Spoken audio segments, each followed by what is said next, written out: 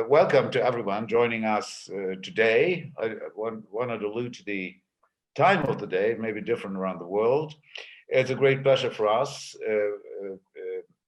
to do this WFNR teaching webinar today, which will be centered around problems of pharmacology in neurorehabilitation, which is a very interesting and, as you would see, also controversial field.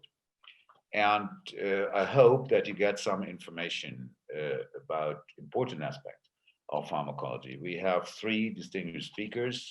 I'm not that distinguished, but we have Professor Daphne Moregano and Professor Wester with us.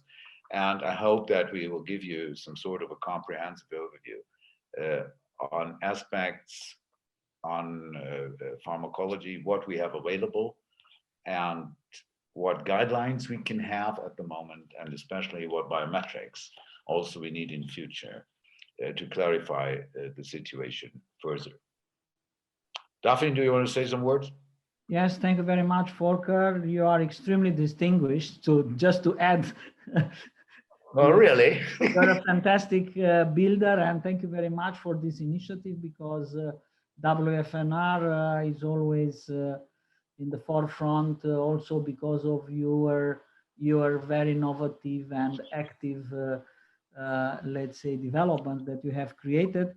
I believe the topic is extremely hot, as we have now, we are now facing a change in paradigm in many respects, not only in pharmacology and pharmacological approach, but also, as we'll see, in the way we judge our information and data, and in the way we interpret, and the whole philosophy in the biometrics will be challenged, I would say, by the upcoming developments. So I hope we'll have a very good and fruitful time. And I think Johannes, who brought us this excellent news from TBI, if you would like also to just say a word, will be great.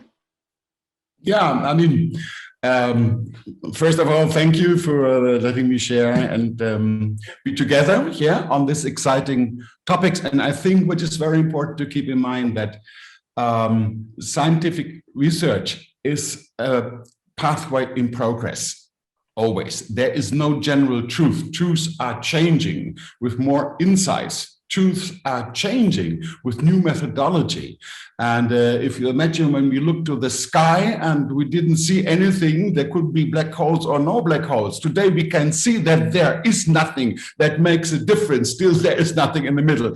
So this is also in medicine. So we should stay awake. We should always be open to new developments and to share this flow of information, of knowledge, and be open to new insights. And hopefully also today, one or the other from you will take home one or the other glimpse of new developments. Okay, thank you very much. I think it just some organizational things. So all questions are going through the chat room, and Christian is taking care of this.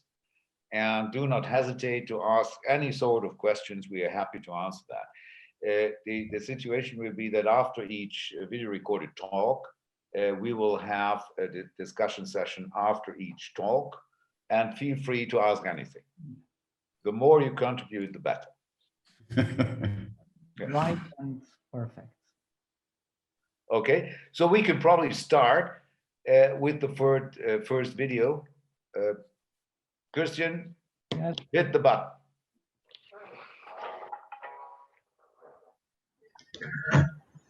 Okay, welcome everybody to this WFNR seminar on neuropharmacology in neurorehabilitation.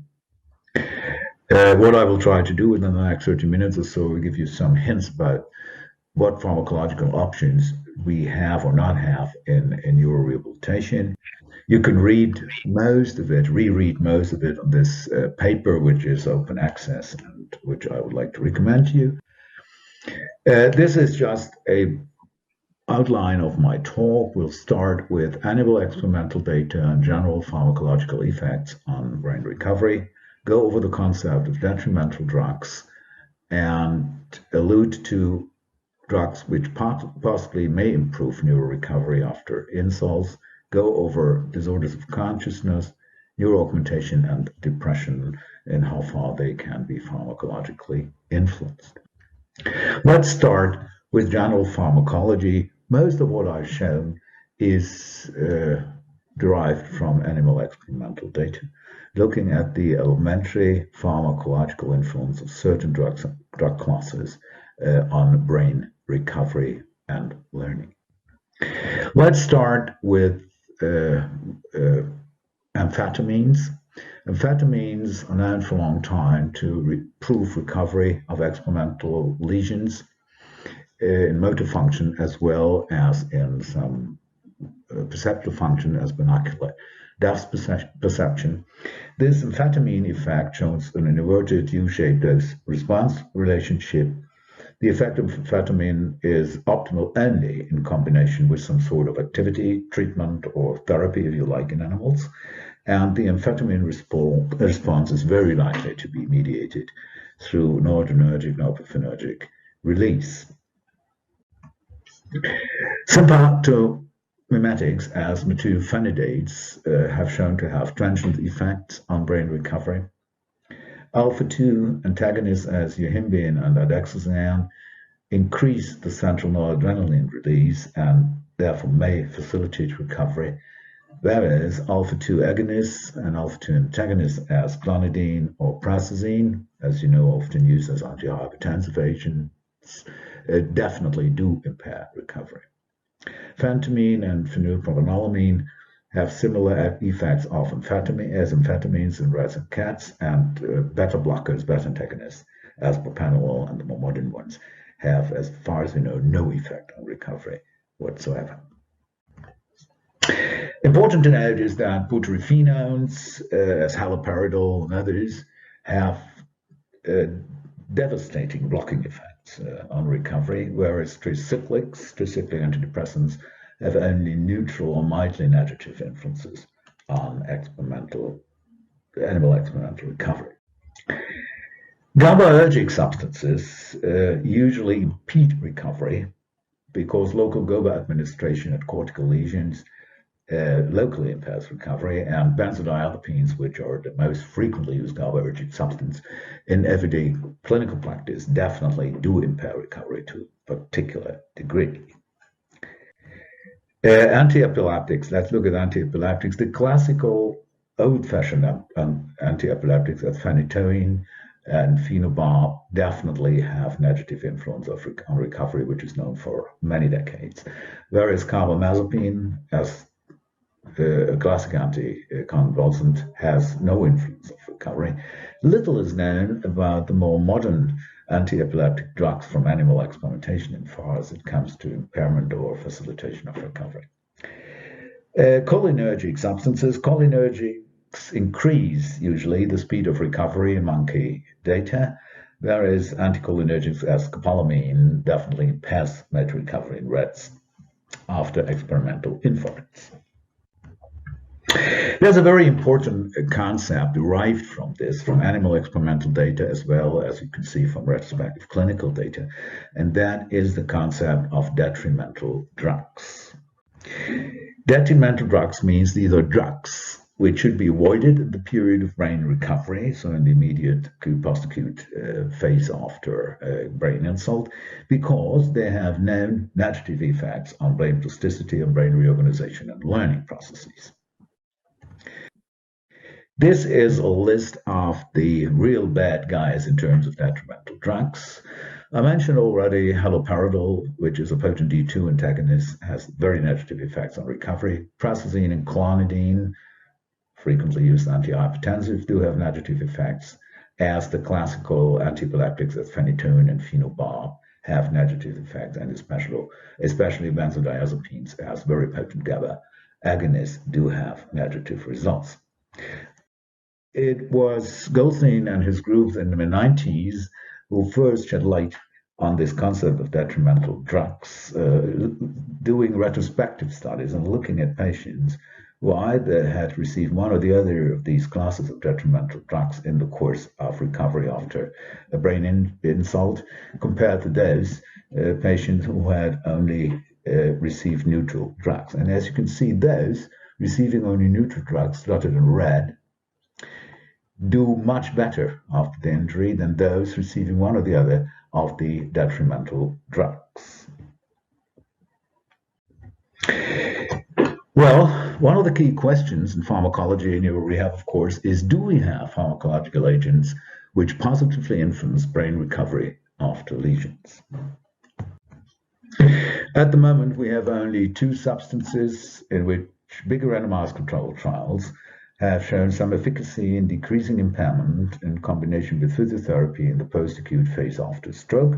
I will allude to antidepressants, especially SSRIs, and Professor Morigiano in the later talk is going over multimodal drugs, which possibly are superior to that. So the first trial, bigger trial, looking at the effect of a serotonin reuptake inhibitor, fluoxetine, was published by François Choulet and his colleagues from Toulouse in 2011, the famous FLAME trial. And what the FLAME trial showed in roughly 120 patients randomly assigned either to receive fluoxetine or placebo was that in the fluoxetine group, looking at the crude measure as the randomized, as the modified ranking scale, there was a clear effect in the sense that the fluoxetine treated patients did better, as you can see here, compared to the placebo group.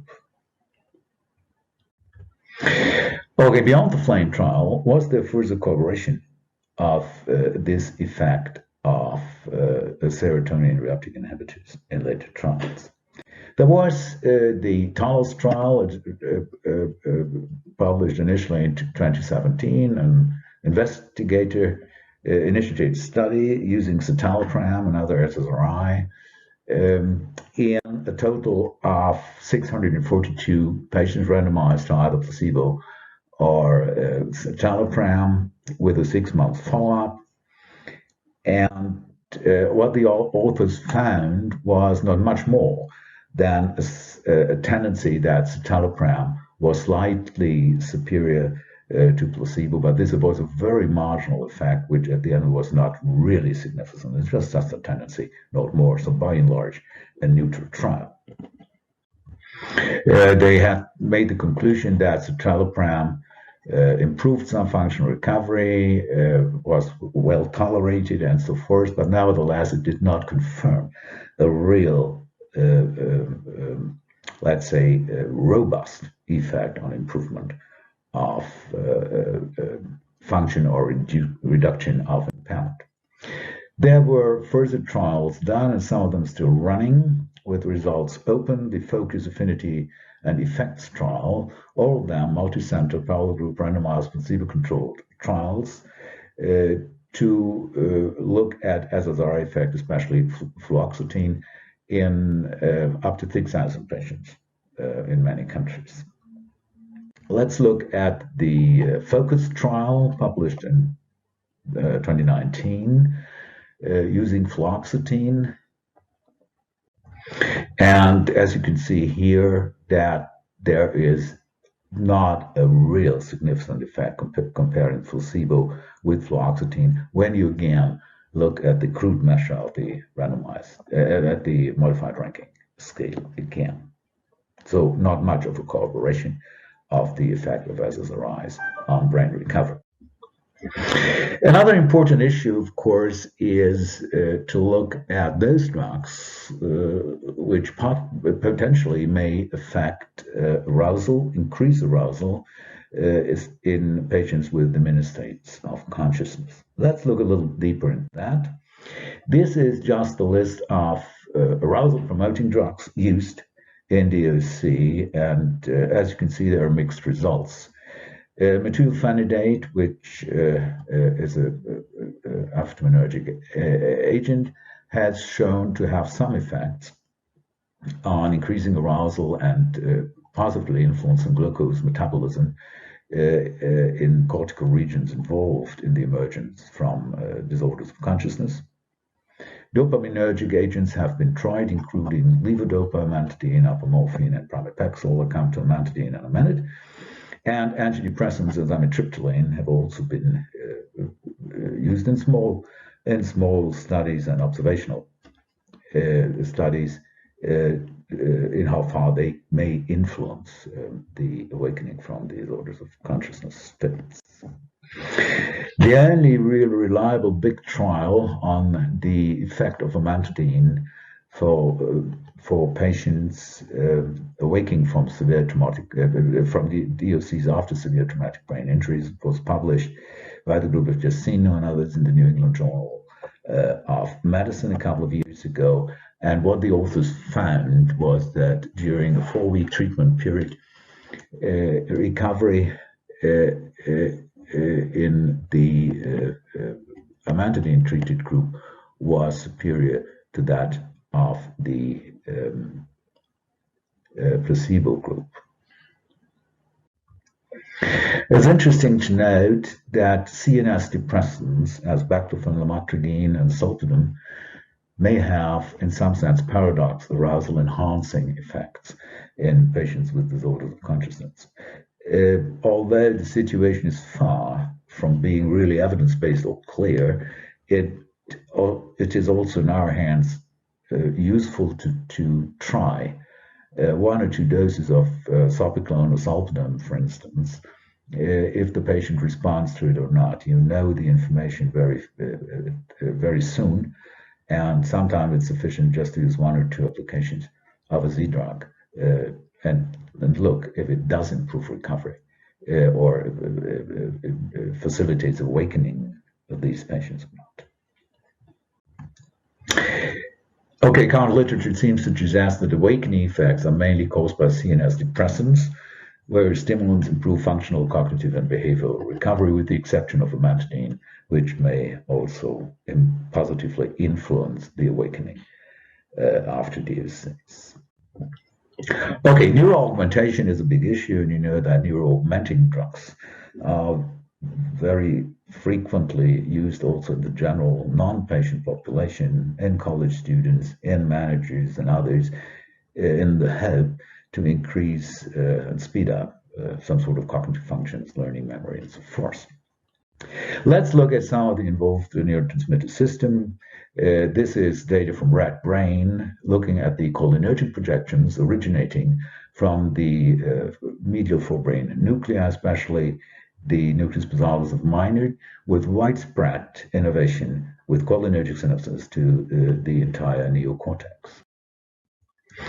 The cholinergic system has been related to areas involved in learning and memory very much, as the nucleus pizzalis, subtle nuclei, frontal cortex, and so forth, especially also the hippocampus, of course.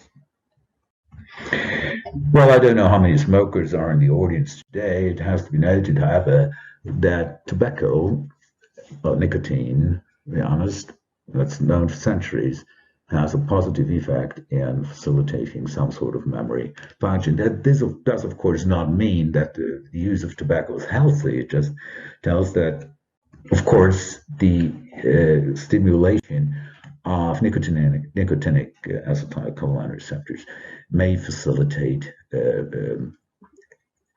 neurotransmission, especially at memory relevant areas, and the brain, especially the hippocampal formation. Okay, cholinergic deficits have been blamed as neurochemical bases for cognitive deficits in a wide variety of disorders, neurodegenerative disorders as Parkinson's disease, PSP and Alzheimer's disease, as well as many vascular problems, tumors, and traumatic brain injury. And we know that cholinomimetics such as the napazine and rivastigmines are frequently used in mild to moderate forms of dementia with marginal or some minimally significant results. For a long time, there has been a discussion, for instance, in how far nicotine patches could be useful in patients with early Alzheimer's disease to facilitate their cognitive function as well as to slow the progression of the disease. The situation is more or less unclear. Basically, most of the well-done meta-analysis have shown no evidence of the efficacy of nicotine in Alzheimer's disease, although in the lay media, every couple of years, there are coming up ideas that nicotine patches may slow down the progression of in mild forms of degenerative dementias. Let's look at the noradrenergic system here, again from the rat brain, originating in the brainstem nuclei, widespread innervation to the entire rat neocortex. And the question is, using amphetamines, I mentioned that earlier in the general pharmacology sections, are amphetamines really magic drugs in the sense that they may possibly influence brain recovery? This is experimental work from Feeney's group from Albuquerque, published years ago, looking at experimental lesions in rats and kittens. And what they found was that the pace of recovery in experimental animals treated with amphetamine in combination with some sort of activity, physiotherapy, or treatment, if you like, speeded up the pace of recovery significantly. This effect could be completely antagonized by the use of haloperidol, for instance. So also in presumably normal college students, the application of amphetamines can be useful to facilitate motor learning. For instance, this is work from Katrin Butefisch, published a couple of years ago, in a complex motor learning task in which it could be seen that compared to placebo, methamphetamine dosages in these young college students improved the speed of motor learning tremendously. This is also due to work we did together with Professor Dinsen years ago on 2-point discrimination tasks, so perceptual tasks. And here again, the use of amphetamine really gave rise to a significant improvement of reduction of 2-point discrimination thresholds. Well, what about patients after stroke, for instance?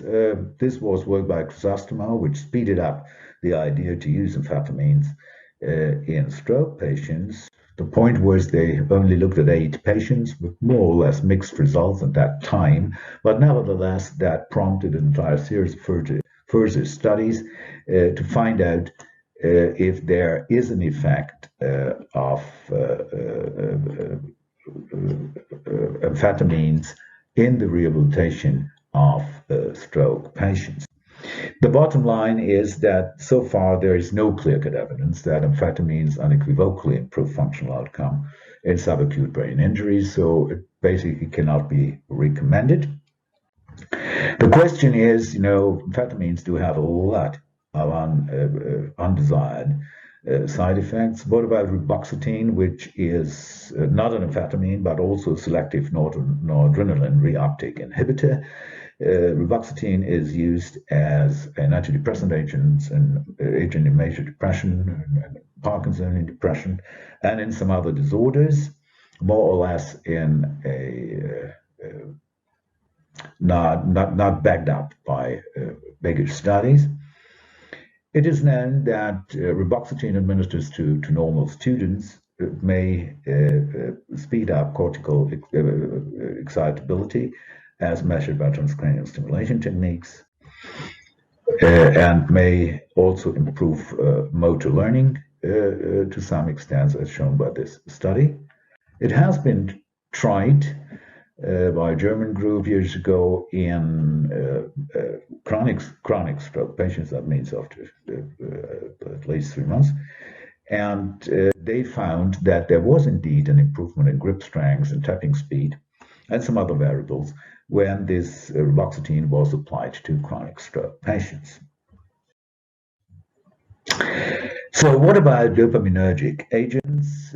Here, you're all familiar with the widespread dopamine projections originating in the pars compactive suspension nigra and spreading out to the entire neocortex by the medial forefrontal and other structures.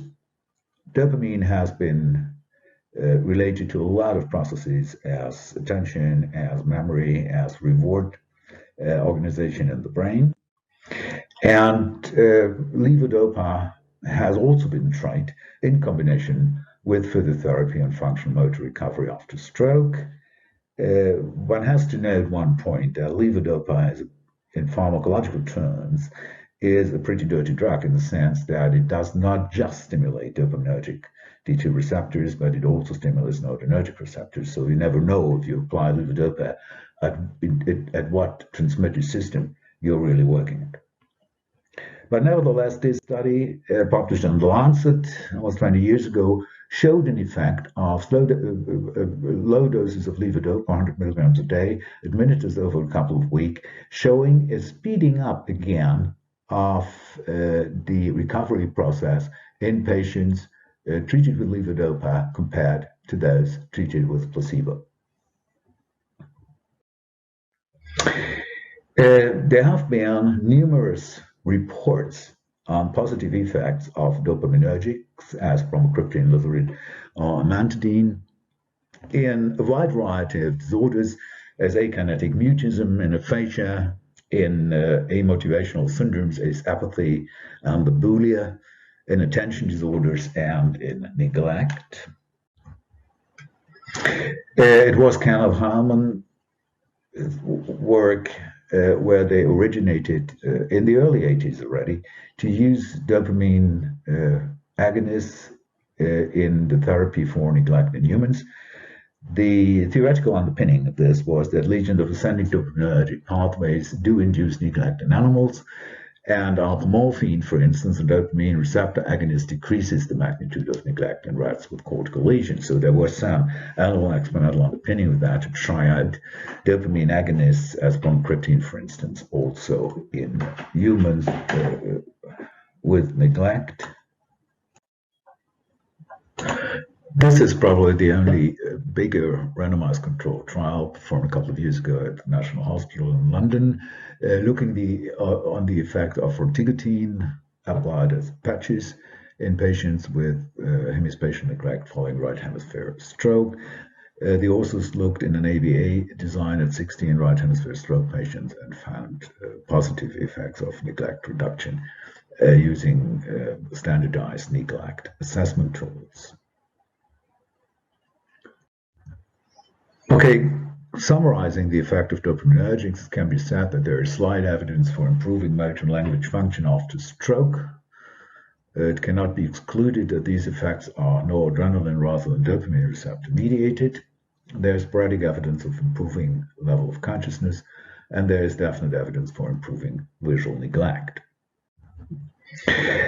Let's look at the issue of depression and the use of antidepressant agents. This is not looking at antidepressants in terms of improving brain recovery, but treating depression in patients after, for instance, stroke.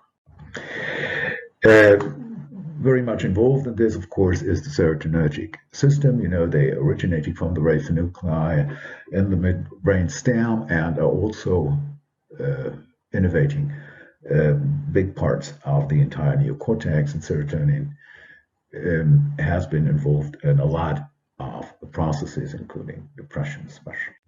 It has for a long time been debatable if right hemisphere or left hemisphere patients are more prone to develop depression after stroke.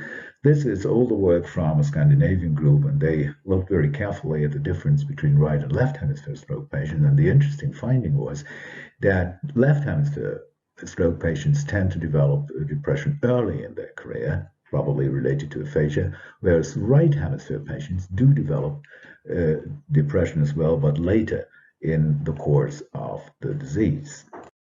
Okay, this slide summarizes some of the effects of post-stroke depression in the course of rehabilitation. I think it's important to note that early treatment of post-stroke depression seems to improve rehabilitation outcome.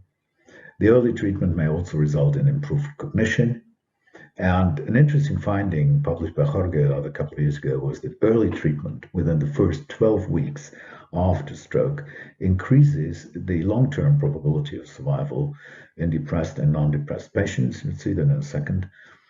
And only early treatment seems to lead to cognitive improvement. So there seems to be sort of a critical time window for the application of antidepressant agents in post-stroke depression. This is just to summarize these effects. You can see here that early people treated early for post-stroke depression tend to have a better improvement in their activities of daily living as measured by the FIM index compared to those who are treated later on. This is this work from Jorge, and you can see the survival rate of those patients either treated within the 12 weeks after stroke for post-stroke depression or not. And you can see early treatment has a long-term positive effect on the survival curve in these patients. The mechanism underlying this effect is not completely understood. It may be a reduction in suicidal rate and others, but it's far from being clear, but it's an interesting observation. It's worthwhile to note that also in multiple sclerosis, depression is a fairly famous problem. The lifetime prevalence of depression in multiple sclerosis is about 50% of the patients, and the suicidal risk for MS patients is double compared to the age-matched population. It has to be noted that depression in MS often is not sufficiently treated.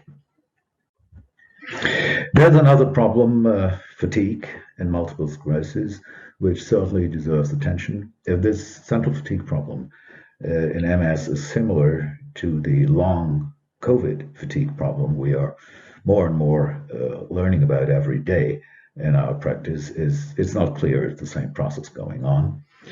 Nevertheless, in MS, 50 to 90% of all MS patients may have central fatigue problems, which are often associated with some temperature sensitivity. In MS, there is, however, on the other side, no clear correlation with depression, with fatigue. So it's not just an epiphenomenon of depression, but it seems to be a somewhat different problem with different pathophysiological underpinnings. And it may often be difficult to differentiate central and peripheral fatigue, of course, in these patients. If this is also pertinent to long COVID is difficult to say at the moment. So what are treatment options for fatigue in MS? Amantadine has been tried, more or less successful, pamelaine, and especially modafinil, which is a amphetamine agent, listed in most countries for the treatment of parasomnic disorders. It has been shown that it can be helpful in fatigue in MS. For a couple of years, it was listed in Germany for treatment of fatigue problems in MS. Unfortunately, a couple of years ago, this was withdrawn, but nevertheless, it is certainly still worthwhile to try modafinil in these patients. Well, let me draw some general conclusions. Pharmacological support of neurorehabilitation is certainly a valid and more to exploit concept. Some important key aspects should be considered. First of all, a correct strategy should be implemented, integrating acute and long-term treatments. So far, the use of neuroenhancers as amphetamines and others cannot be recommended outside of clinical trials. Drugs known to have plasticity decreasing properties, however, so-called detrimental drugs, should definitely be avoided whenever possible in the course of subacute brain lesion patients.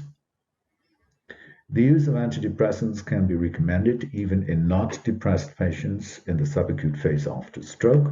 We do not know for sure if they really facilitate brain recovery, but it's worth trying.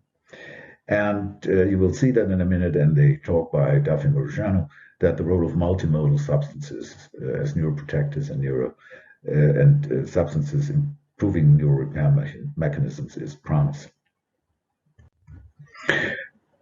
If you want to read this again, I recommend this paper, which is open access, as I mentioned.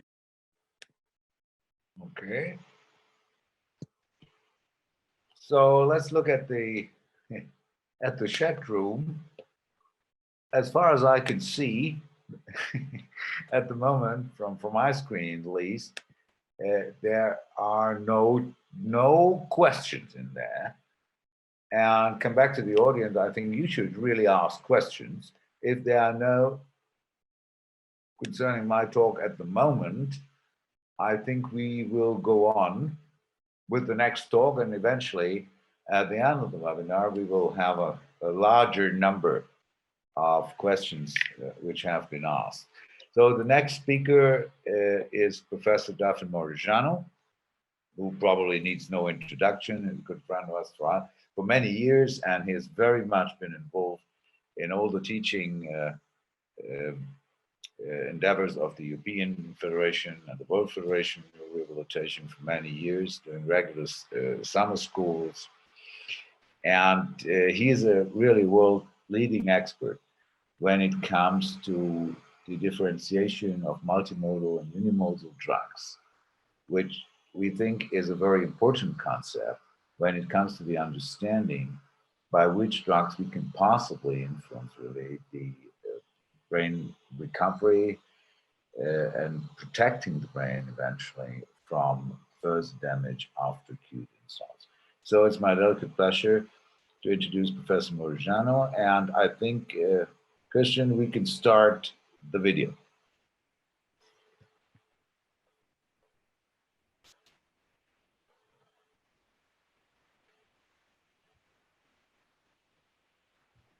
So what we have to keep in mind always as medical doctors is that we have three important pillars to contemplate all the time. But whatever we'll do in our efforts to develop the science and practice, not only of neurorehab, but as I mentioned, brain protection and recovery, is to start always from theory and basic research. We have to develop a strong theory and to check the hypothesis and to validate at the end by basic research the important ideas that then should be, and data that then should be translated and tested in the paradigm of evidence-based. Then, as we know that not everything what is evidence-based is applicable to real world, we have to see to what extent this data is applicable and to test the effectiveness of our interventions. And this is based on, strong clinical experience.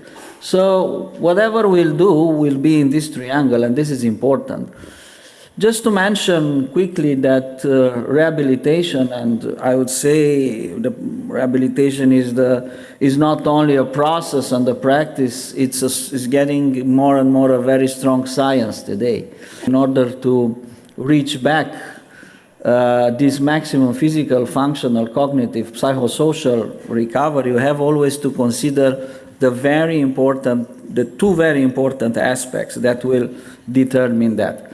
It's the limit of the disability and the individual biological reserve. So it's very much the outcome depends a lot about the lesion and about the biological reserve of individual person. And we cannot go any further from this I would say, paradigm. That is extremely important. So let's go back to science. I will always remember, and I will always like to highlight and to underline how important it is to understand the post-lesional brain regulation. And this is different than we believed a few years ago. In every important scientific meeting, I'm bringing this into the attention. And today we know that after a lesion, there is always an endogenous brain defense response consisting of two sequences. And these two sequences are anti-correlated. And we have to keep in mind that the sequence of protection, which is an immediate sequence, is actually a short-term oriented sequence and a mild one. So its contribution to the overall recovery is rather modest. Then A longer and more robust sequence is the sequence of repair, which will definitely support recovery on the long-term run. It's important to understand that when protection, endogenous protection is active, recovery capacity is almost zero, and the other way around. So there is a balance, it's an anti-correlation. This is about lesion. We try enormously in the last 30 years to demonstrate neuroprotective effect for many interventions. This innate endogenous capacity, it's limited, so we shouldn't pedal on this paradigm too much, but rather to boost the second sequence, to take advantage of protection, which is very important, you will see, particularly vascular protection is important, but then at least to do this without jeopardizing the capacity of plasticity. And we have learned the hard lesson that these pathophysiological mechanisms are not enemies, and these should not be suppressed, because whenever we try to block, for example, the effect of glutamate on the short-term run, but we'll not be able to do it as short as protection is active. And usually we block to a larger extent, and then we'll jeopardize the robust and strong process that will really contribute to brain recovery. That is very interesting. I told you about the pharmacological interventions. I told you about the endogenous machinery, about the need to rebalance endogenous machinery in order to get recovery, and the limitations of pharmacological interventions so far. So the limitation of pharmacological intervention related to brain protection and recovery are directly related to the pattern of brain function. How brain does to endogenous machinery. Short-term oriented, weak sequence of protection, long-term oriented, robust sequence of recovery, anti-correlated. So in this table, you have the general conclusions regarding this approach. And you have also the theoretical background. So we have a classic approach with the chemical drugs, so-called monomodal drugs, which are, let's say, embedded into this picture, and we have always to consider the damage mechanism in the classic approach. In the classic approach, the damage mechanism is a linear sum of independent events, excitotoxicity, inflammation, that can be maybe managed somehow independently. And then endogenous defense activity was not perceived as an integrated process. It was perceived as two sequences that maybe overlap, protection and recovery. It was no knowledge regarding the anti-correlation. So the idea was that you may block it whenever you like, or you may stimulate it whenever you like, whatever sequence. Actually, the pharmacological strategy for protection in this respect was the simple strategy to suppress cascades and pathophysiological processes. Then the pharmacological strategies for regeneration, it was the simple strategy to stimulate whenever you like. And then, why not to use the monomodal molecules with a single mechanism? Single mechanism is not necessarily about a single pharmacological mechanism. A monomodal drug may do a lot of effects, but still controlling only one part of endogenous biological sequence, the sequence of protection or the sequence of recovery. That is the monomodality. Multimodality is not about doing many things, but doing as brain does, both in an entangled way. So therefore, monomodal molecules were perceived in the classic approach as being okay. But when we did all the clinical trials, 20 years, all clinical trials failed in demonstrating efficacy. And then, you know, the paradigm in which those molecules have been tested, was the short-term oriented paradigm. If we look into the mirror with the current knowledge that we have got, we are not using the linear pathway theory, we are using the dynamic network theory, including all our vision about brain, all these three levels, how brain function. We know that the damage mechanism, it's a non-linear imbalance. It's actually an entangled process. It's a very complex process. It's an imbalance of normal processes. And this should be rebalanced, not suppressed, should be modulated. Then endogenous defense activity is not just a simple add between protection and recovery, but there is an intrinsic relation. You cannot block glutamate without having effects on the long-term run on the recovery. So the damage mechanism is not a continuous, it's a continuous process, it's not a disrupted sequence. And the sequences are not separable, because in the classic concept, the sequences were separable.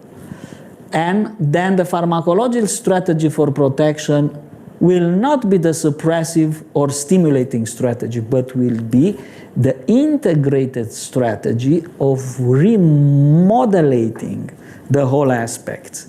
And will not use monomodal molecules, but will use multimodal molecules, doing like brain does, combining these two sequences exactly in a biological way. And therefore, the strategy of treatment would be long-term oriented. So in this way, with the multimodal drugs, we may achieve a mild, immediate neuroprotection, but this is not relevant as long as we cannot activate without disturbing endogenous processes of regeneration. And a multimodal drug will be able. A monomodal will just stay that, and eventually disturbing this by blocking glutamate and other resources.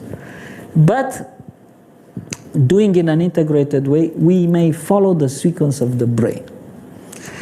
Now, the current classification, therefore, after explaining you all these aspects, is that we may have suppressive drugs, suppressing, as in the past, we are still pedaling on some paradigms of creating neuroprotection, also in stroke, but we failed. The last relevant, important clinical trials for neuroprotection in acute stroke was with NA1, a super selective blocker of extrasynaptic glutamate pathway that failed. And then stimulating drugs, they provided some effects because we need to stimulate something at a later time point, but with huge cost. The cost would be adverse events. But if we'll use the multimodal drugs, we'll see that the evidence base, it's now ready to provide good data because some relevant clinical trials have been developed. Regarding this monomodal pleiotropic drug stimulating plasticity, you have heard about fluoxetine and amphetamine and dopa. I just listed it. Of course, we had the FLAME study with fluoxetine was positive, but then the other studies didn't prove that. We have now the citalopram studies, the other SSRI studies, but we still, as a general conclusion, we may use these pleiotropic drugs, still monomodal, because they are just stimulating somehow different loops of regeneration, including by and large plasticity, and we may let's say add in top of spontaneous recovery something. Regarding the multimodal drugs, and the concept of multimodality was very timid at the beginning. This was not very long time ago, 2006, when was really coined. And this was a very important paper sending the message that we have to use a multimodal approach, and drugs with trophic and regenerative effects might be useful in the future. But what we have today in the top of SSRI, the only robust evidence that we have is based on neurotrophic factors. And this cocktail of trophic factors, let's say combination of different active fragments of trophic factor, this is the definition of this intervention. It's not by chance, because there are particular active fragments, the fragments that are fixing the receptors, precisely fixing the receptors of the trophic factors, well defined. And you have here CNTF, GDNF, IGF-1, so active fragments of these peptides that are activating receptors. And you know, the mistake was that in the past, this intervention, which is mostly long-term oriented, this intervention was used with the wrong design. We discussed at the beginning what contribution might have basic research to pick up the right intervention. What contribution might have evidence-based to develop data. But we cannot bring good data, we cannot generate data if we'll take a good intervention and we'll use it with the wrong design. So therefore, taking an intervention which is long-term based mechanism and using in a protection paradigm, that was rather a limitation, then the limitation was according to the knowledge that we had at that time. So acute stroke studies of single interventions with the trophic factors with cerebralizing have been able to prove something, even 20 years ago, but not to that extent as we did when we changed the paradigm and we went for long-term oriented treatment. And when we add, as an add-on intervention, neurorehab, so the synergistic approach, and this tremendously increased the chances for recovery. And the validity of the concept is proved also when we start as early as possible and also when we start a little bit later. And when we start a little bit later, we still have the chance to detect results for the very simple reason that the recovery process is long-term oriented. It's not short-term oriented. And we'll still hold some chances to detect results. And who tells us this? These clinical trials.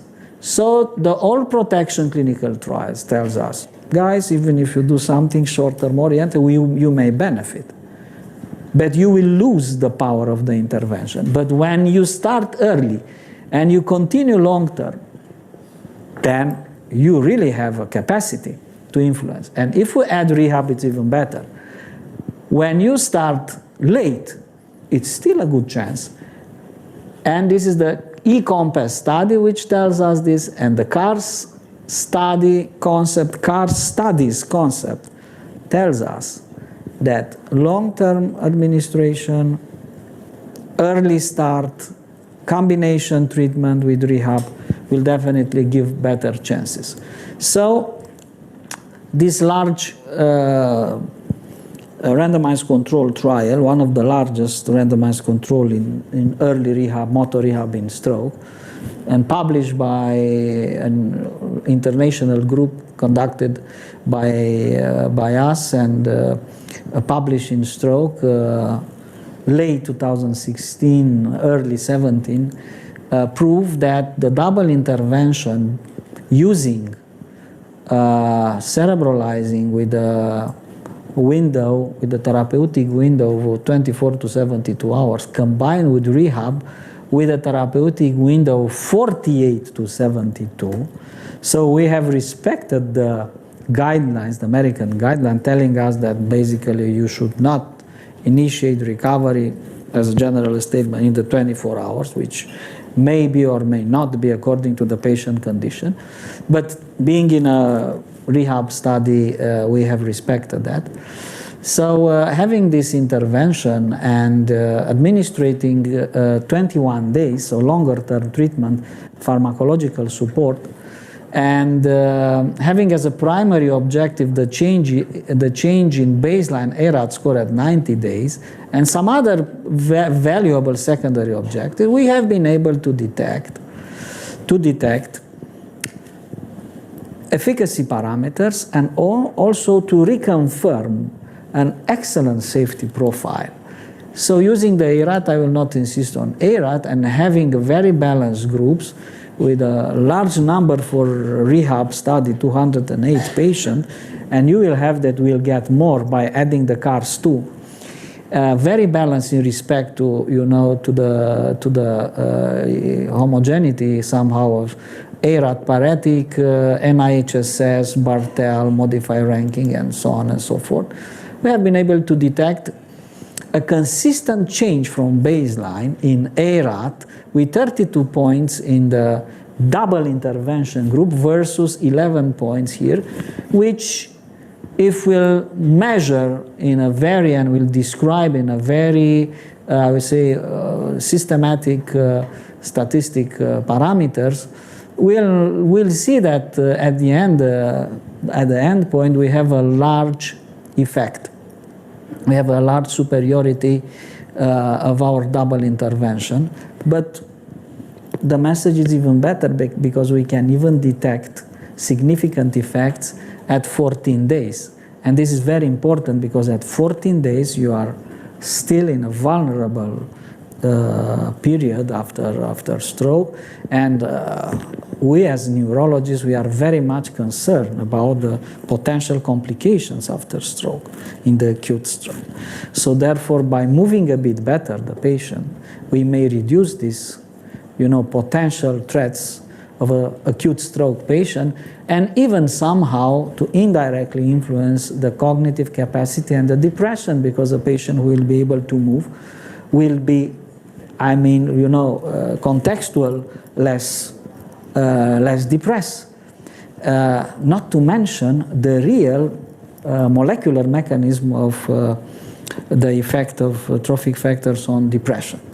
So therefore, in respect to modified ranking scale, you know, in the double intervention, 42.3 versus 14.9, in the let's say only rehab treated group, and the multivariate analysis pointed towards robust effect in combining these interventions in the double intervention, and you may see that we have real robust, clear effects without crossing the zero line here, in at least in primary endpoint in ARAT, NIHSS, Bartel, modified ranking scale, you know, this quality of life scales, and depression here. So this is a clear, good, optimistic, and solid base. And if you look into the safety profile, you will see that the safety profile, it's almost equal to placebo. And if we'll add into this picture the second CARS trial that was performed on the milder population, so less severely affected population in respect to NIHSS baseline, we'll see that, you know, here doesn't matter if we add or subtract the very controversial part of ARAT 0, because we just want to prove that with ARAT 0 score, this is a long story, I don't want to make it now, with or without, we may have the same detectable good effect somehow, and we have to insist on the concept of early benefit measured at 14 and 21 days. And this early benefit is detectable and measurable using NIHSS scale at 14 days and as well as 21 days. So the early benefit is there.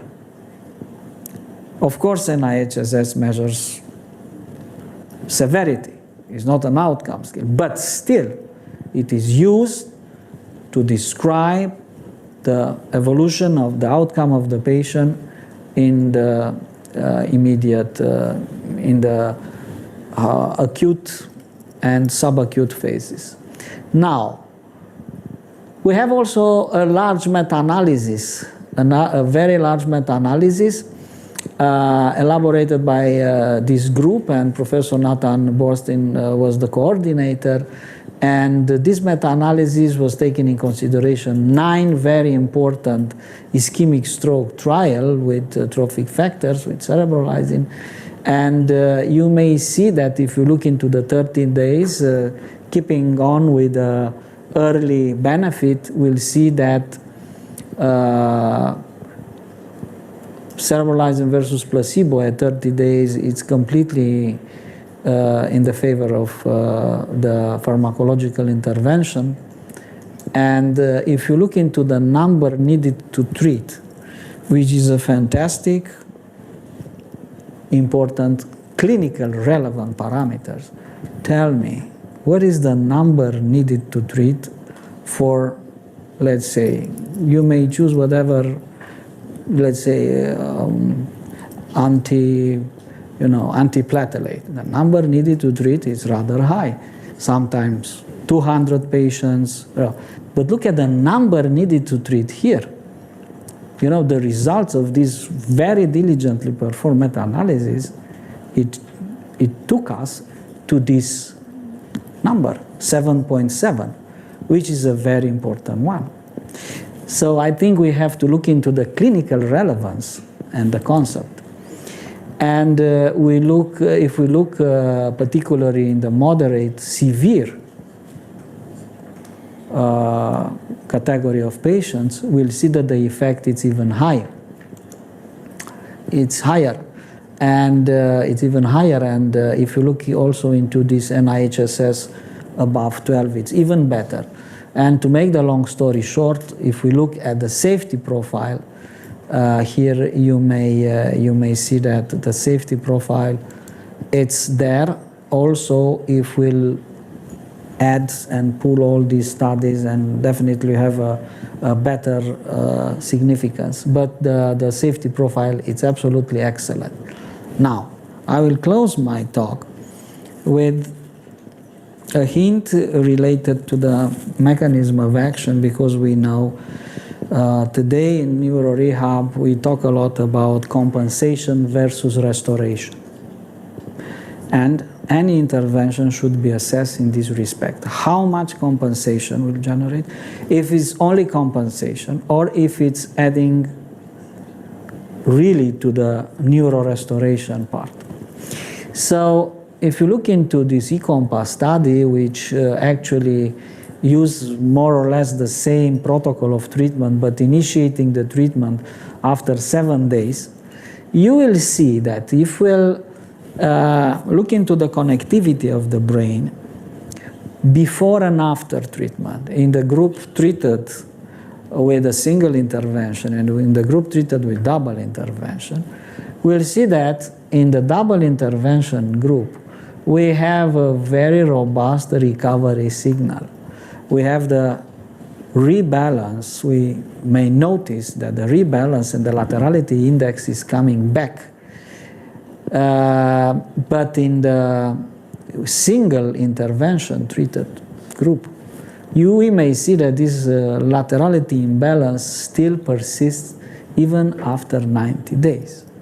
So the idea of having a double intervention and the support of neuropharmacological agent, a valid one, doing as brain does, not disturbing the long process of recovery, because all acute-based suppressive monomodal intervention, the first drawback was related to the capacity to block for mid and long term glutamate activity, inflammation, and many other pathways that they have also a very good phase. So we have to understand that the paradigm changes, and the better we understand the complexity of brain function, we understand that we have to be knowledgeable, then we have to learn more about brain function, that the early rehabilitation is very important, but should be performed in a very organized way, and those who are doing that should understand all the details of brain function. And I think if we'll carry on with this message, we'll be able to add something in top of further development. And I will stop here, and I would like to thanks for the kind attention. Okay. So I hope I'm not unmuted. Thank you very much, Dafin. I think it was a nice adventure going through these various intellectual aspects of multimodal, monomodal, and so forth. But it's clearly to understand that, of course, brain physiology is much more complicated than just thinking that one particular drug will do a particular action. Let's have a look at the chat room. The chat room is empty. Still empty. It's empty, which is bad. Christian, is that our technological fault, or is this due to the fact that people do not ask questions?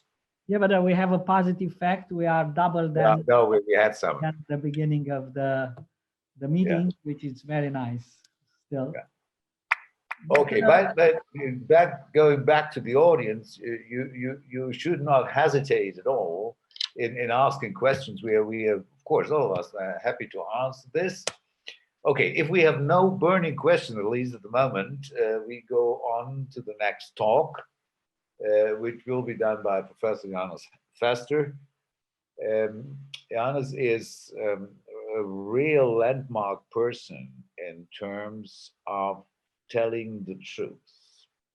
And you know, when we go back to the 16th or 17th century, to Galileo and Newton later, one important thing in science is measuring. And the other important aspect is what you make out of measures and how you combine measures and how you interpret measures.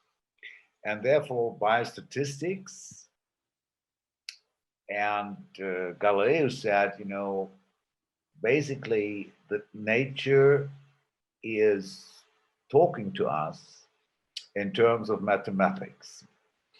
And Johannes Fester, he's a medic by training originally, and then he turned to be interested in this aspect of mathematics and biometrics.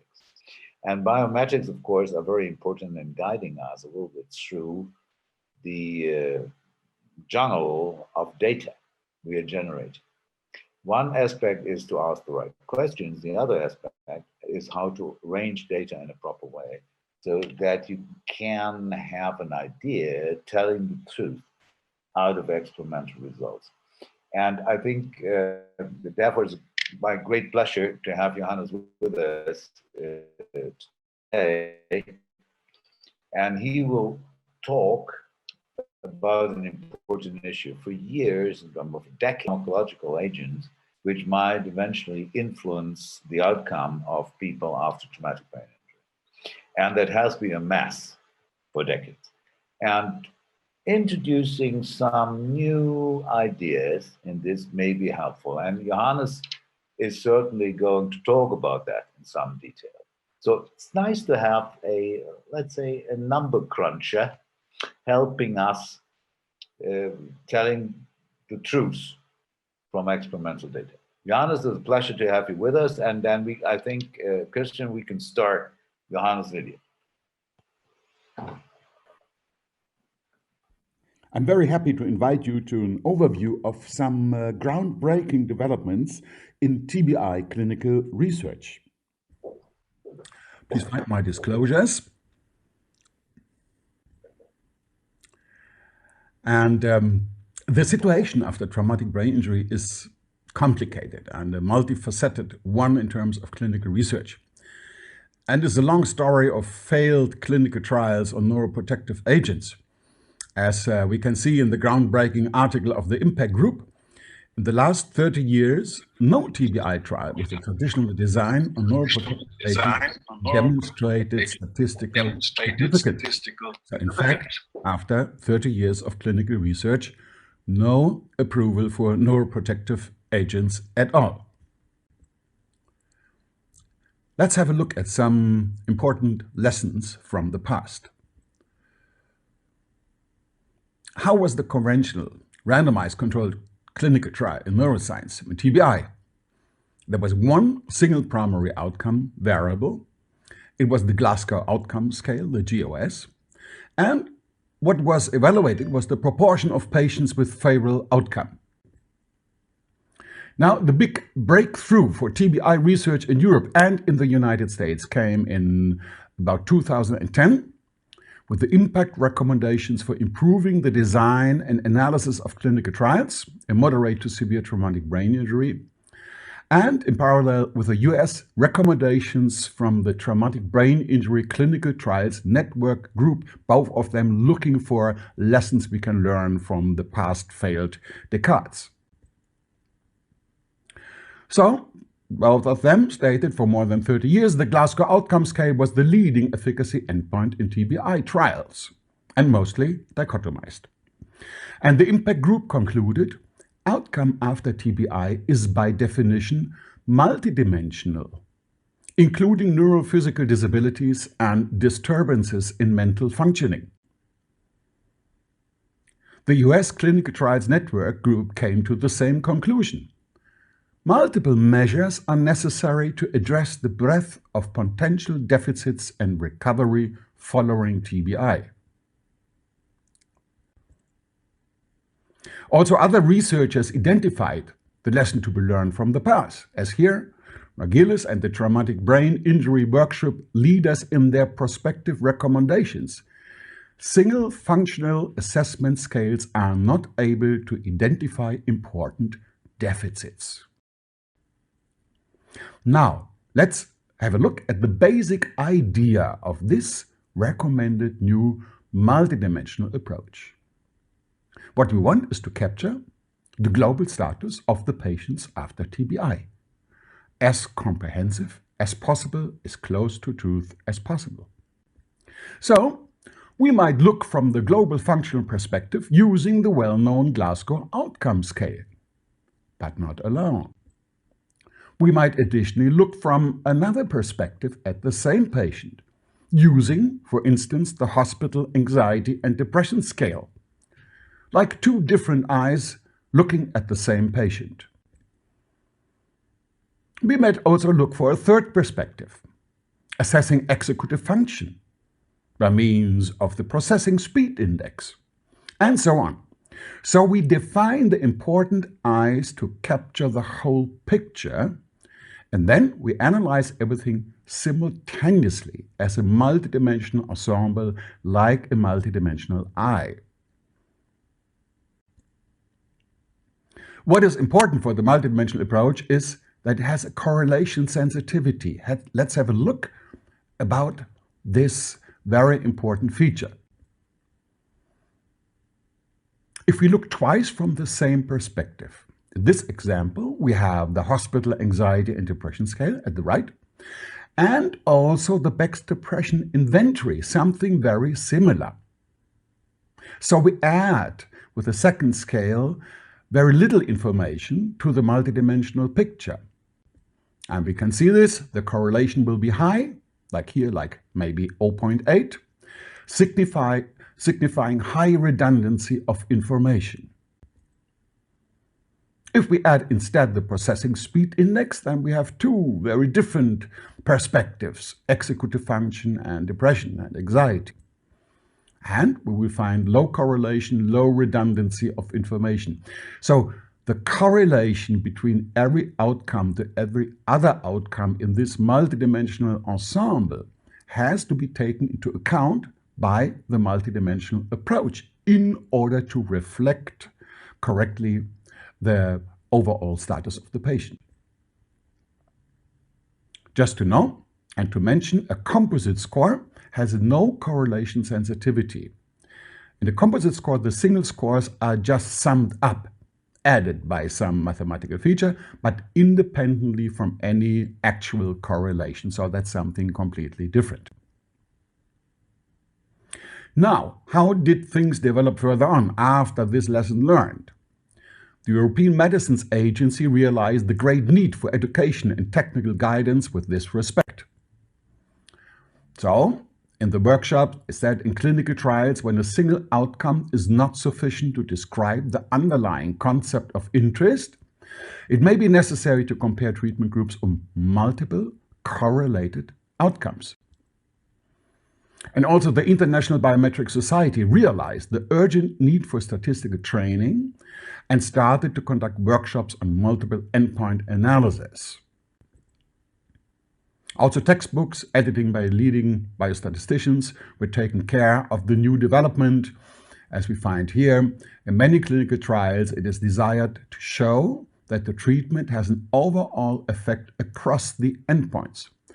Only multivariate approach accounts for the correlation among the endpoints.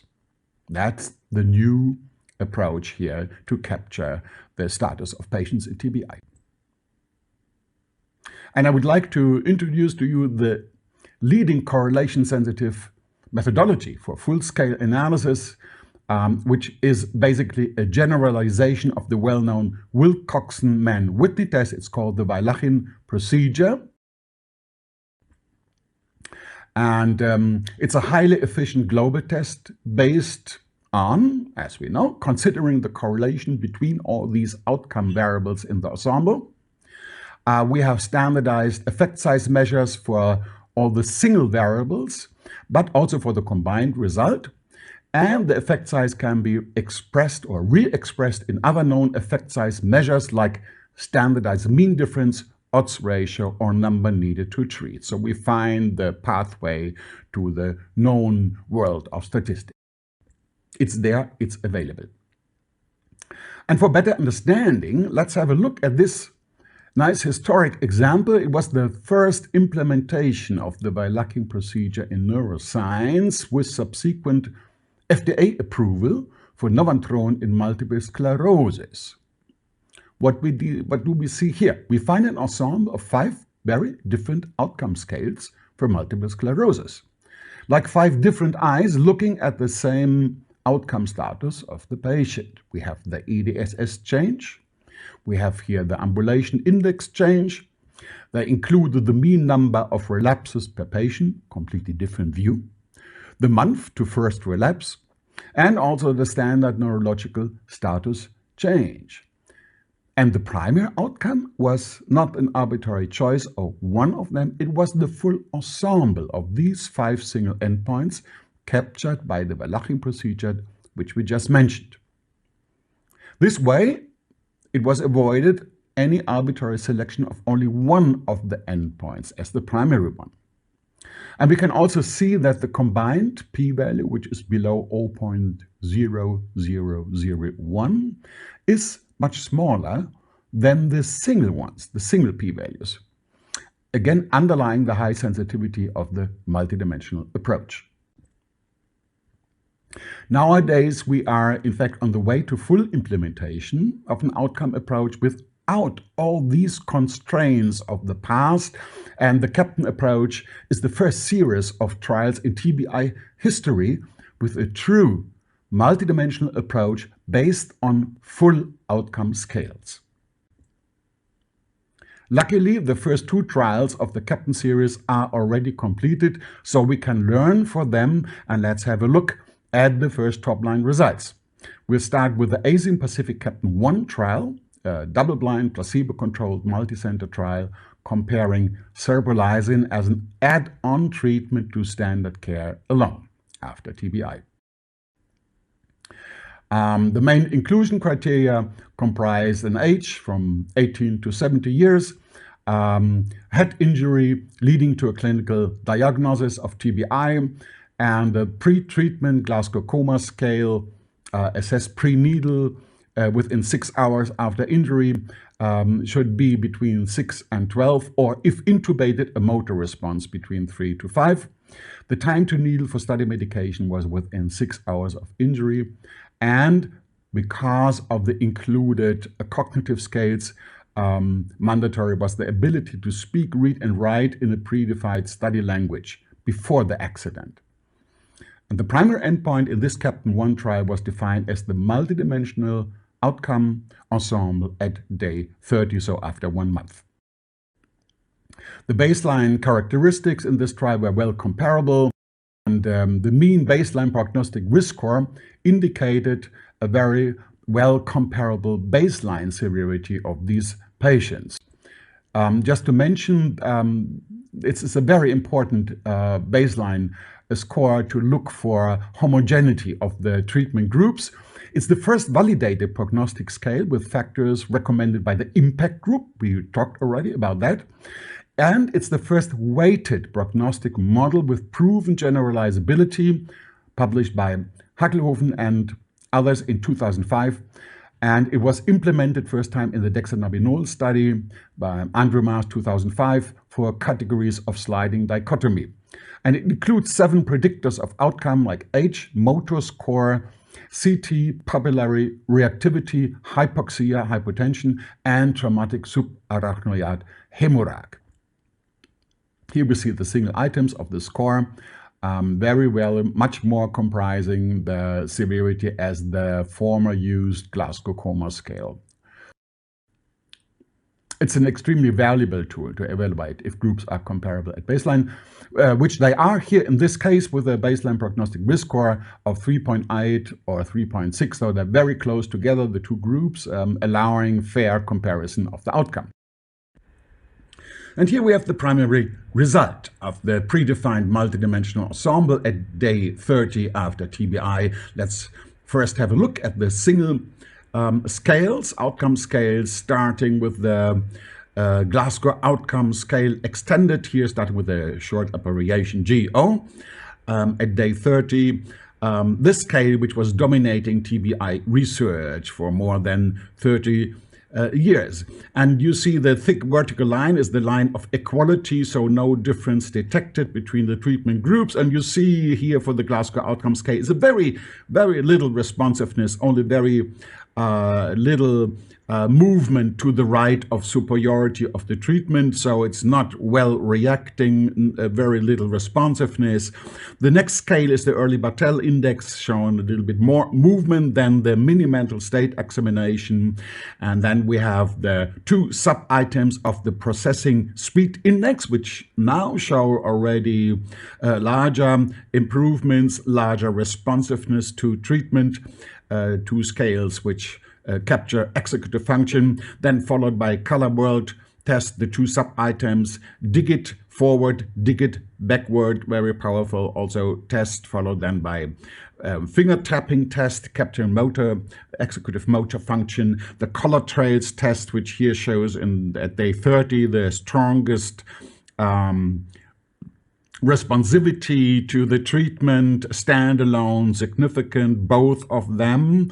And then at the end, we have the 2 sub-items of the hospital anxiety and depression scale. First the anxiety, and then the last one is the depression. Also here reacting more than the Glasgow outcome scale.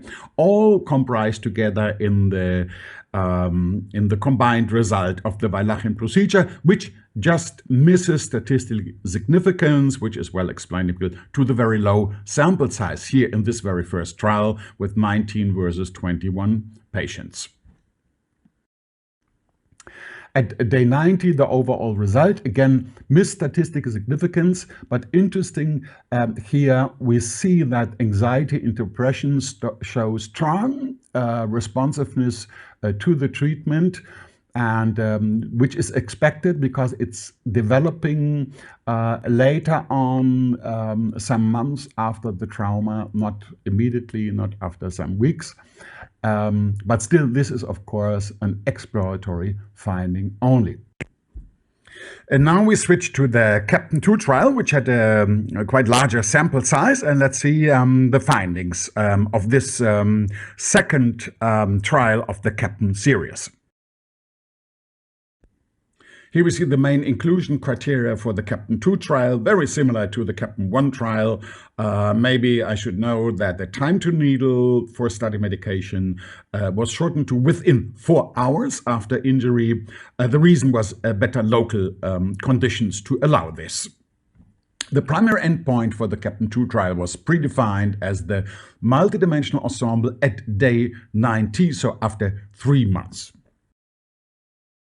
And the baseline prognostic risk score was, as we can see here, almost identical in this box plot diagram for the two groups. Here we have the confirmatory result of the CAPTAIN 2 trial, with the multidimensional ensemble being statistically significant with a p-value of 0.0119. And interesting to know that the largest effects are, again, as in CAPTAIN 1, seen in the cognitive scales, with the rather small effects in the very first item, the Glasgow Outcome Extended Scale.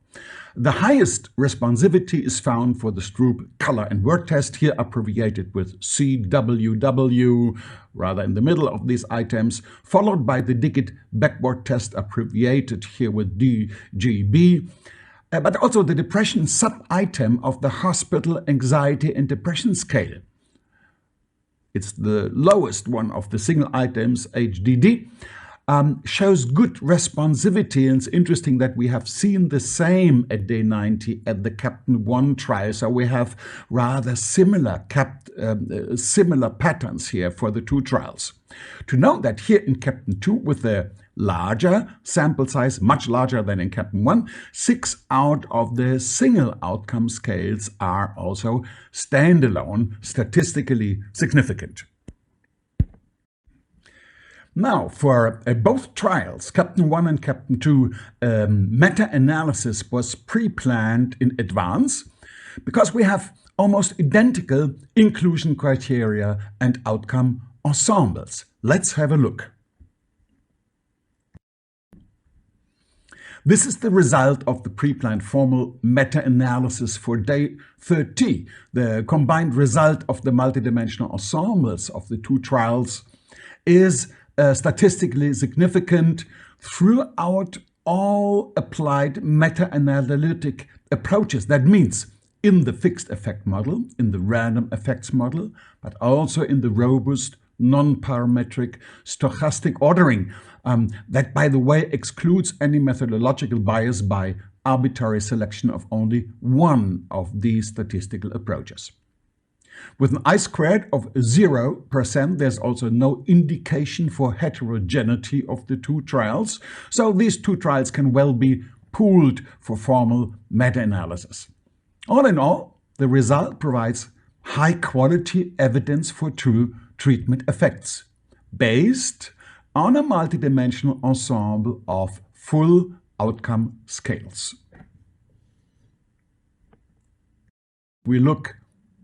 If we look at day 90, we see the same picture, again, statistical significance across all these approaches. The protocol analysis for day 30 well supports the result of the primary intention to treat analysis, again with statistical significance across all those meta-analytic approaches. The same also for day 30, statistical significance and well supporting the primary intention to treat result. I'd like to highlight also an interesting single result of the multidimensional ensemble.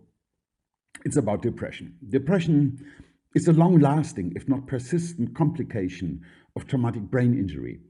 And to address this prominent and sincere problem after TBI, we conducted a standalone meta-analysis based on 90 days after the trauma.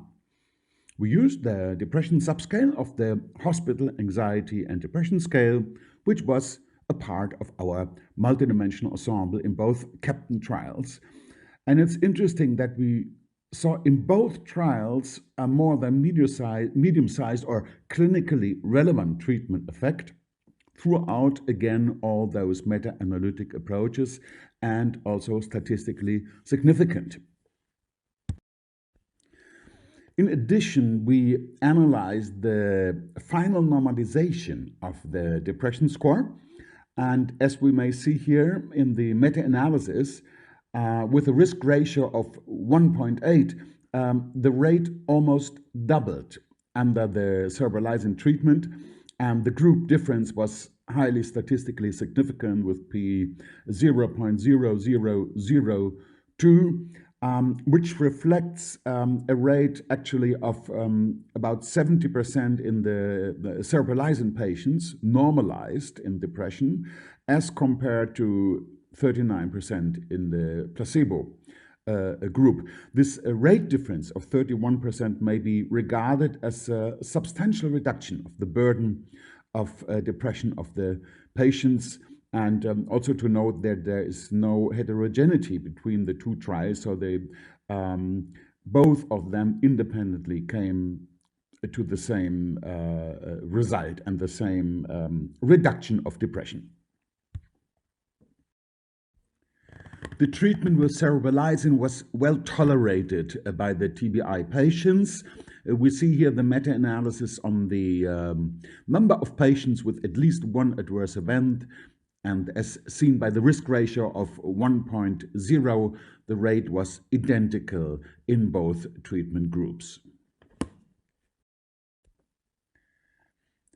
The rate of patients with at least one serious adverse event was in fact lower.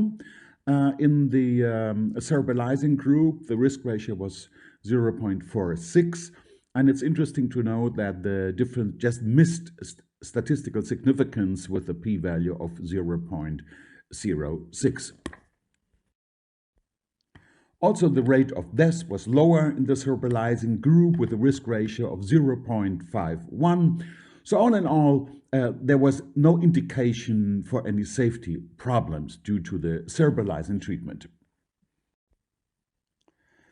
As we have seen, multidimensional analysis offers a completely new direction for clinical and statistical thinking. And very important, it is perhaps much closer to the complicated reality of outcome after traumatic brain injury than the previous one criterion paradigm which ruled clinical research on neuroprotective treatments for so long time for the last decades. The meta-analysis of the CAPTAIN trials, based on such a multidimensional approach, is the first to demonstrate beneficial effects of a neuroprotective agent after moderate severe TBI, opening a new horizon for neuro recovery in this field. And I'm sure we can expect some exciting developments here in the future. Thank you so much for your attention, and I do hope that you might take home one or the other glimpse of this little voyage. Goodbye and stay safe.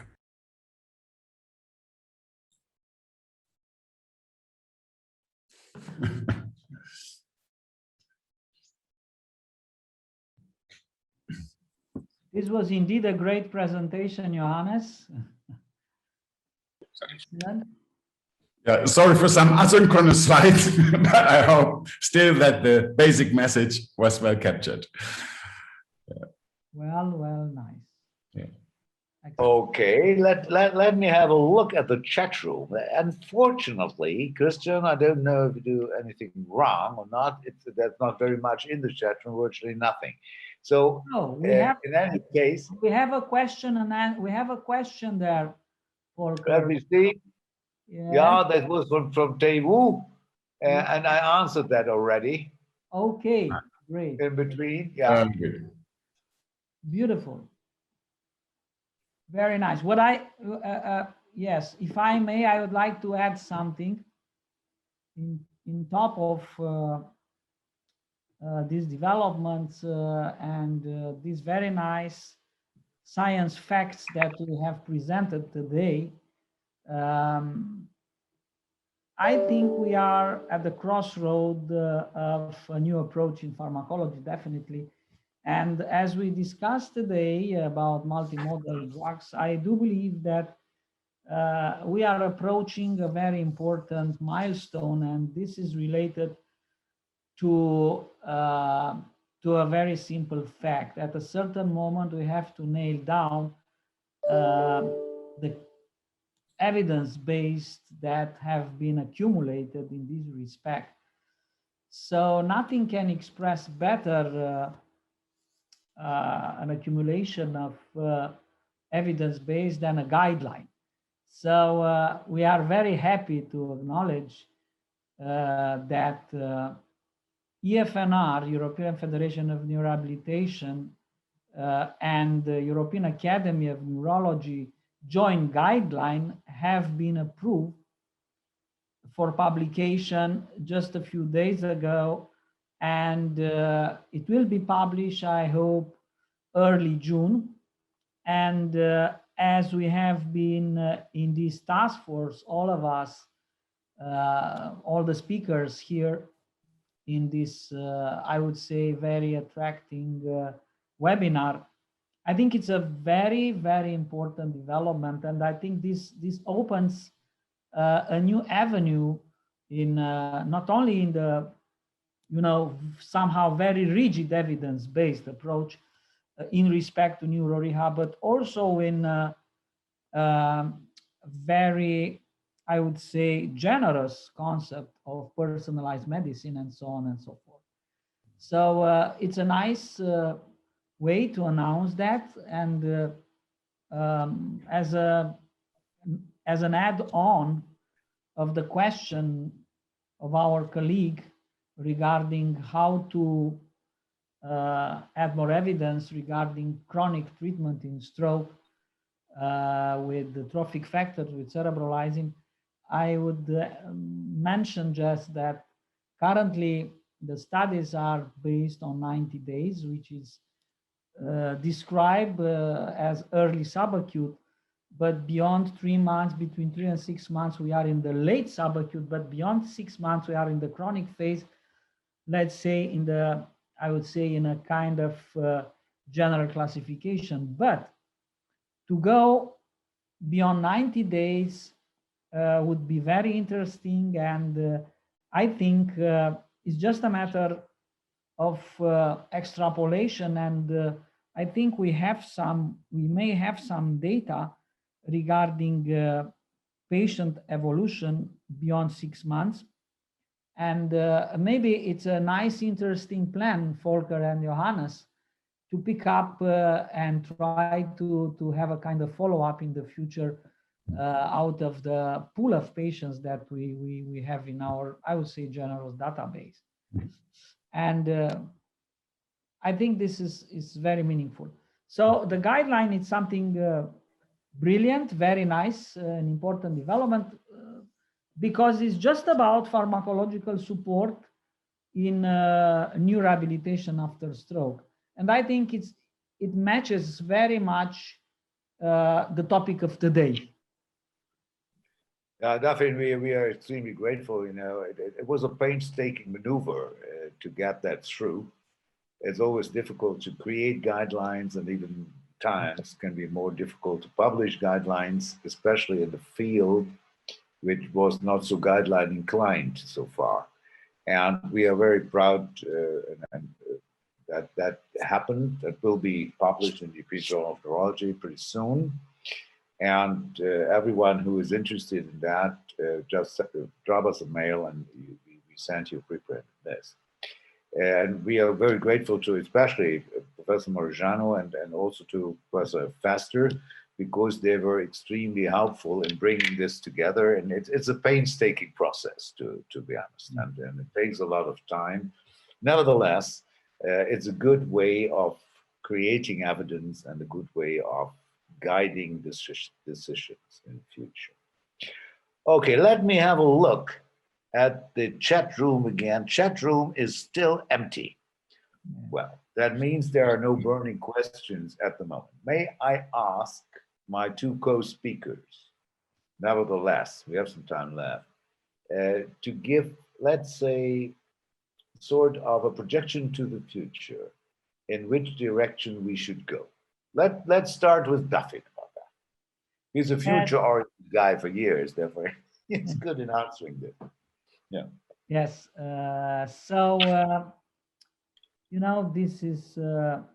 This is the way I like very much to discuss things, particularly for the very simple fact that we need creativity in our field, because just repeating some patterns, this will not bring us progress. That is for sure.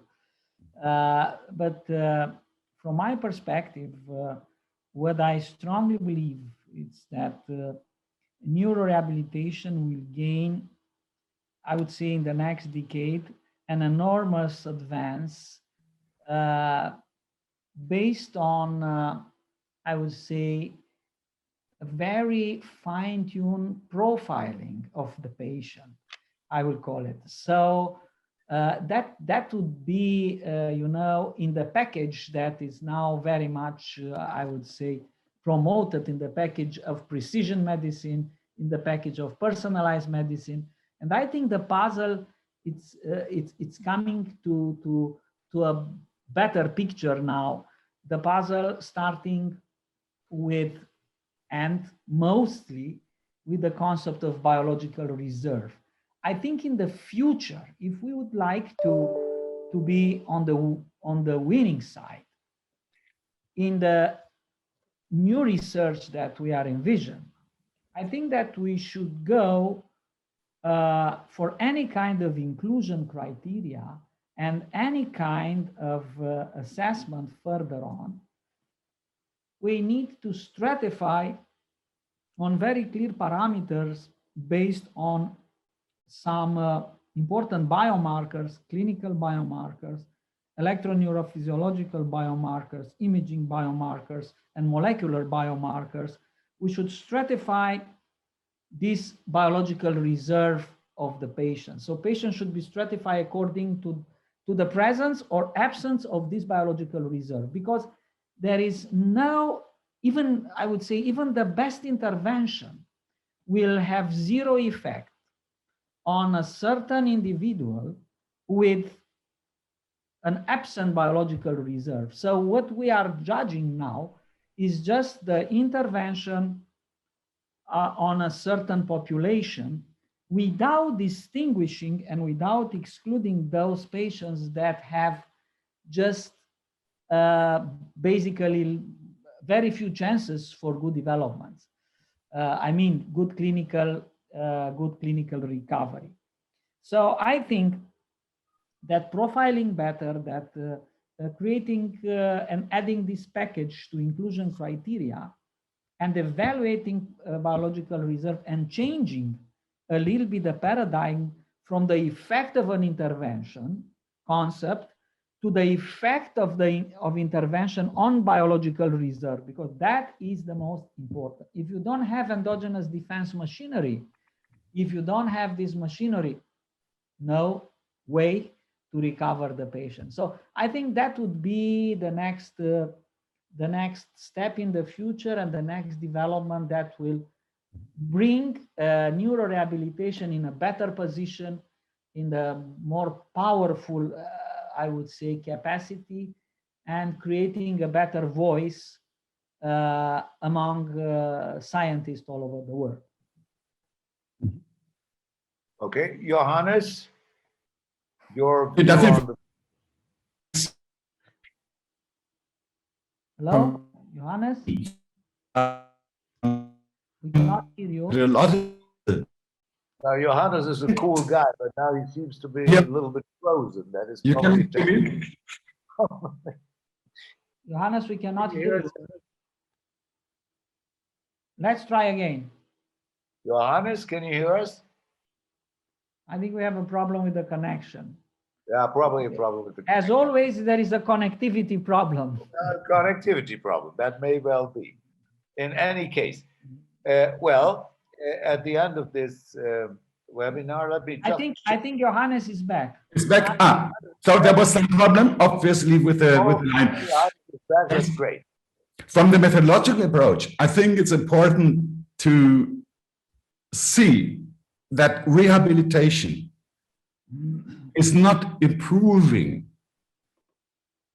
of a specific scale or of a laboratory value. We cannot say that the value has recovered. There is a human being behind with a lot of different aspects.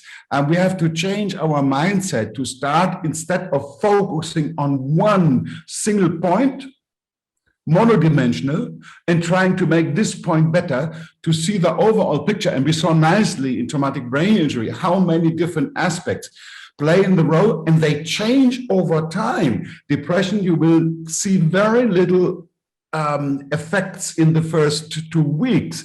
You may see more functional improvement, but depression comes then after 6 months, after 7 months, after 8 months. So to see all these different aspects at the same time, and their development over time will open new horizon of how to steer the whole field, and not just one single point. Maybe we do something worse on another point. Yeah. So this multidimensional picture also is not only a question from the approach, from the statistical procedure. It's also a question of our approach with our brain, which can do it. We are able to think multidimensional because the human being is a multidimensional phenomenon. That's for sure, Johannes. Thank you very much for this comment. Yeah. And coming to the end of this webinar, first of all, I want to thank all the speakers, of course, and I also want to express my gratitude for those people helping us technologically to bring this on, especially Duffin's technology group led by Christian. We are very grateful for that. I think they did a really glorious job. Everything went more or less flawlessly, which is nice. We are going on as World Federation of Neurorehab with the series of webinars tomorrow afternoon. There will be a big webinar on non-invasive brain stimulation techniques, and we are running webinars almost once or twice a week. So have an open eye on our website, and we are happy to spread the information because we think that is very important, that the world of neurorehabilitation keeps connected even in these pandemic days. I'm very happy that this afternoon, or today, whatever, we did not allude at all to the pandemia, and we didn't talk about late COVID problems and pharmacology. We will certainly come back to this issue on a later webinar. So thank you very much, all of you, and keep an eye on our website. You're cordially welcome on our webinars, and we are going on a fairly paced frequency with this. Thank you very much indeed. I have to mention, all of this is recorded, and so you can have access to this webinar anytime, at least, well, I think we will put it on the website within a couple of days. Takes a little, some days. And then it will be there for a couple of months, so that you have access if you want to see that, and you can inform your colleagues if they missed it to go back to this again. So thank you very much. Have a nice rest of the day or night, wherever you are, and stay healthy, of course. And we'll be back soon. Thank you very much indeed. Thank you. Thank you. Thank you, Franka. Very good. Bye. Bye, everybody.